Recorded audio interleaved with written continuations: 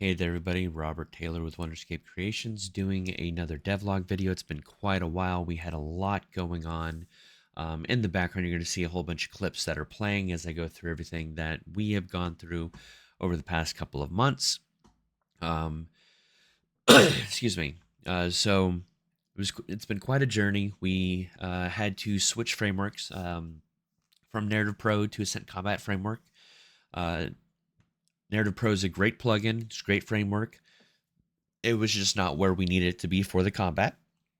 Whereas the Ascent Combat framework was acceptable with the dialogue and everything, but was exactly where we needed it for the combat. So for stories and quests and whatnot, we won't have it where we want it by game 4, but that was exactly how we intended anyways. So essentially all I'll be doing is, like I said, showing you what we have going on. Our level designer is starting to get a lot going on. As you can see here in the previous clip, you saw how our the game director of ours has gone ahead and gotten the main menu started for us. Well, pretty soon we will be getting that connected into this world here. Um, we've got combat that has started to flow quite nicely for us. Doing a whole bunch of weapon move sets and spells and whatnot that will be starting that we've slowly started on. Um, the story and quests and dialogue and everything will still be great. Um, there just may be some things we need to put on hold while we get the dialogue and everything exactly where we would like it. Um, as you can see here, we got dual wielding and everything working as it needs to here. I have it dynamically working. If you have something weapon only in one hand, then the move set's completely different. And we've also got more than just two hands and swords and whatnot. As you can see, there's a spear here. I can't remember what else gets shown in this one. It may just be the spear, but we've got great axes, great swords, sword and shields, all the whole 9 yards. As far as weapons goes, we're going to make sure we have melee, ranged, and magic set up exactly how we would like. That includes guns. They will just be a little different in this world than in what you're used to in video games. As far as magic goes, ACF already had magic projectiles. I went ahead and I've started on a rain of fire thing going on here so that we can have some good AoE magic going. So it's great knowing that we are ready and raring to go with combat. We have an amazing new addition to our team who's gone ahead and gotten a bunch of traversal stuff added to our project. We are using Gasp, so the new animation project. We have that in here, along with climbing. We got swimming. Um, Thankfully, we can also swim underwater. I have tested that. You will drown if the blue bar goes dead. We just haven't gotten it attached to the death action because we do use the gameplay ability system um, with Ascent Combat Framework with their recent update. As you can see here, we'll also have narrow passages. Obviously, it's not strictly needed here in this instance, but we have it working, and that's all we cared about, making sure that it works. And then, of course, we're going to be having climbing. There'll be balance beams, and in this video, you're not really going to see any gliding, but Levi has gotten the gliding ready. He's ready. He's the technical designer that we have on our team. I just haven't gotten around. He is adding it to the project now, so in the next update, we will likely show it off. Another thing I believe we have is also pole climbing. We'll see it here in this video before the end. So a little bit more into why we changed from Narrative Pro to Ascent Combat Framework. As I said, the big thing here for us was that we needed combat in a better position, in a better state, because it just wasn't quite where we needed it. Um, quick side note, we've gotten that fixed, so it more easily transitions from the beam to climbing onto things. As far as that combat goes to Narrative Pro, the creator, developer of Narrative Pro has taken our feedback to heart, along with a few others, and he's making quite a few updates and changes to accommodate to that combat, which is, a good thing to hear. Sorry for the swap there. The video ended. This is going to be going over the biomes and how our world looks. As you can see, now we're in a place where things weren't quite ready to where they were when our level designer got things cleaned up. I'm showing in this video, I'm showing everybody where our MVP is going to be located. Everything will need to be ready for the MVP to be considered complete, as well as showing off all of the biomes for the entirety of the game. So back to the good news, great news. Like I said, Narrative Pro's developers have been doing a great, fantastic job at listening to the feedback.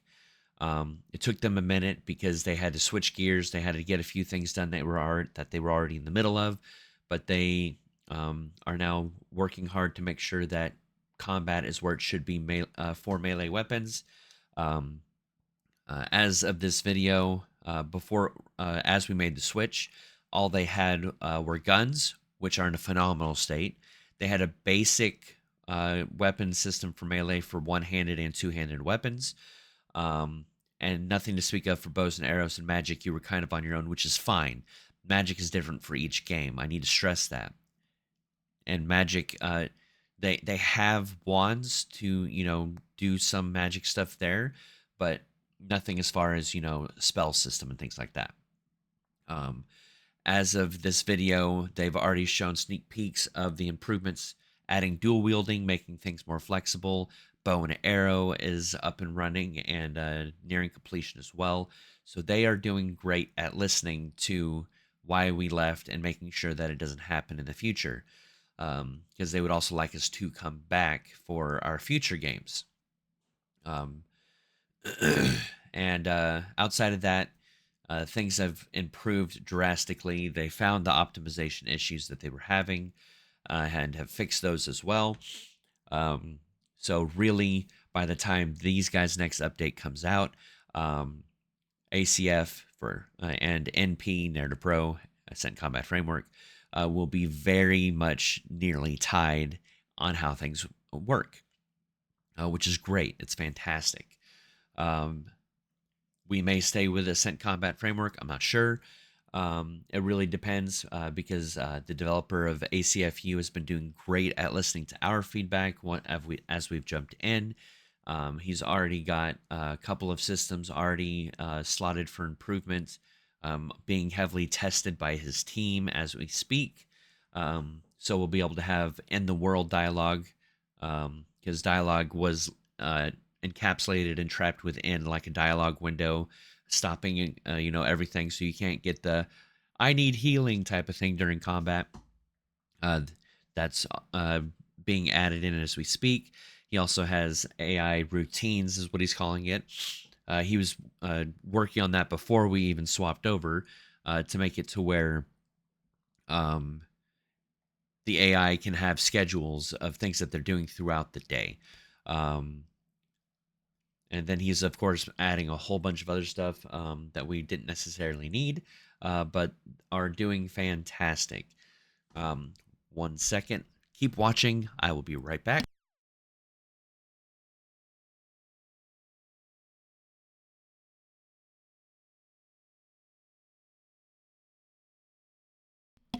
What may be difficult to notice for the changes here in the landscape is I revamped the biome system to make things look more realistic and more put together. But we noticed a couple of things in 5.6 that have caused some bug issues with the landscape and creating HLODs. 5.7 has resolved all those issues. So unfortunately, but also fortunately, we will be moving to 5.7 once it has released and all the plugins we use have been updated. That way we can get HLODs back up and running, and we can also move the landscape to nanite to remove some glossiness and remove the necessity for having the landscape on nanite. On HLODs. So yeah, that's everything that we've been working on for the next month. Let's see, we're in November 10th. Okay. By the end of the year, we're hoping to have our MVP stuff near completion. And once it is completed, we will be releasing a mini game for you all to play. It's going to be the same thing we're sending to publishers. This does remind me, as you can tell, we do have everything set up with ultra dynamic sky. All the foliage I have connected under one material, making this substantially easier. Landscape obviously gets wet when it rains, things like that. But back to what I was saying, the MVP is going to have the town, the cave that we saw, a tower, ruins location, and the insectoid location. You saw the formations of their base above ground, just small little things that allow in light and have two paths so you can. It's about 15% of the map, and probably about 10%, not even, maybe 5% of the gameplay. Should only take 15 to 20 minutes, but that is our goal, to make sure that everybody is able to see where we're going, what we plan on doing, and give us early feedback so that we can start improving our system, improving our combat, and improving our world. So feel free to continue to support us however you are, whether that's watching videos, sharing the videos, donations if you guys are some of the few that are donating. And for everybody else who's starting to see this now, please feel free to like, subscribe, share your comments and your opinions, join the Discord, and converse with us. Help us to improve our MVP to ensure and make sure that our project is a success. We're doing everything we can to make sure that we don't run into a lot of the same issues that were ran into with a lot of games that are releasing that use Unreal Engine. I spent a good 3 or 4 weeks just focusing on optimization, making sure that things load in more quickly, that materials are kept to a minimum, so there's a lot more material sharing, things like that. I do appreciate the support that we've gotten so far, the responses that we've gotten so far, and I do hope that we continue to get them. Thank you guys so much for watching, and I look forward to showing you guys more in the next MVP.